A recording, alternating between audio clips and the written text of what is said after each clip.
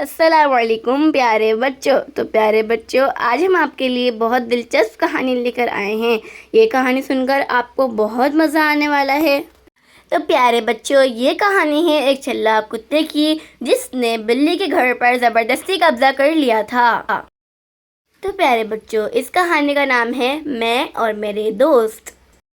رمیسا ایک گاؤں میں رہتی تھی۔ اس کے پاس ایک طوطا تھا جو اس کو بہت پسند تھا۔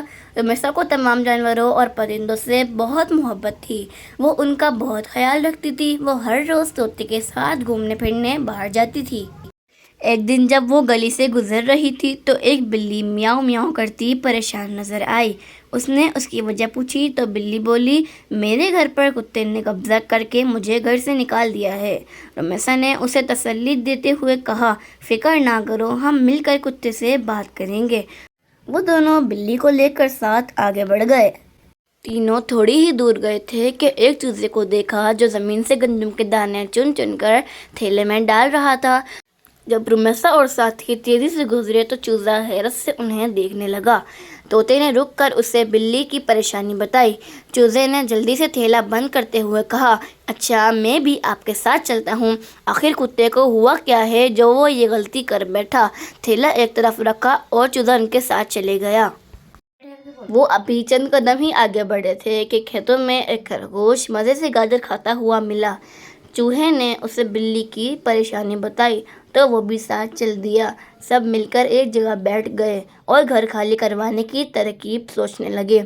ہر ایک نے اپنی تجویز دی لیکن طوطے کی رائے سب کو پسند آئی۔ رمیسا فوراً بولی کہ ہم پہلے کتے سے بات کریں گے، اگر وہ راضی نہ ہوا تو پھر ہم طوطے کے مشورے پر عمل کریں گے۔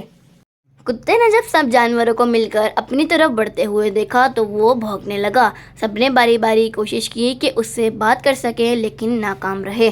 انہوں نے رات گہری ہونے کا انتظار کیا۔ گپ اندھیرا چھا گیا، ہر طرف سناٹا طاری تھا۔ کتا بلی کے گھر پر گہری نیند میں سو رہا تھا اور مزے سے خراٹے لے رہا تھا۔ سب جانور طوطے کی تجویز پر عمل کرتے ہوئے اس انداز میں بلی کے گھر میں داخل ہوئے کہ بلی کی پیٹھ پر خرگوش، خرگوش کی پیٹھ پر چوہا، چوہے کی پیٹھ پر طوطا اور طوطے کی پیٹھ پر چوزا کھڑا تھا۔ وہ بے گم شور کے ساتھ گھر میں داخل ہوئے تو کتے کی آنکھ کھل گئی۔ اسے اپنے سامنے ایک لمبا سایہ نظر آیا۔ ٹیں ٹیں، چوں چوں، میاؤ میاؤ، چیوں چیوں کی آوازیں اسے بہت خوفناک لگیں۔ یہ آوازیں سن کر ڈر گیا اور بچاؤ بچاؤ پکارتا ہوا گھر سے بھاگ کھڑا ہوا۔ رمیسا اور اس کے ساتھی کتے کی اس حالت پر ہنسنے لگے۔ کتا ہنسی کی آواز سن کر پلٹا اور سب کو دیکھ کر شرمندہ ہوا۔ اس نے بلی سے کہا، بلی مانو، مجھے معاف کر دو اور اپنا گھر واپس لے لو۔ میں اپنے پرانے گھر میں چلے جاتا ہوں۔ سب مل کر بلی کے گھر جشن منانے لگے۔ انہیں خوش دیکھ کر رمیسا بھی خوش ہو گئی۔ تو پیارے بچوں، آپ کو ہماری یہ کہانی کیسی لگی تو کمنٹس میں ضرور بتائیے گا اور ہمارے چینل کو سبسکرائب کر دیجیے گا تاکہ ہماری ہر نئی آنے والی ویڈیو سب سے پہلے آپ کو ملے۔ تو پیارے بچوں، اپنا بہت سا خیال رکھیے گا۔ ملتے ہیں اگلی ویڈیو میں۔ اللہ حافظ۔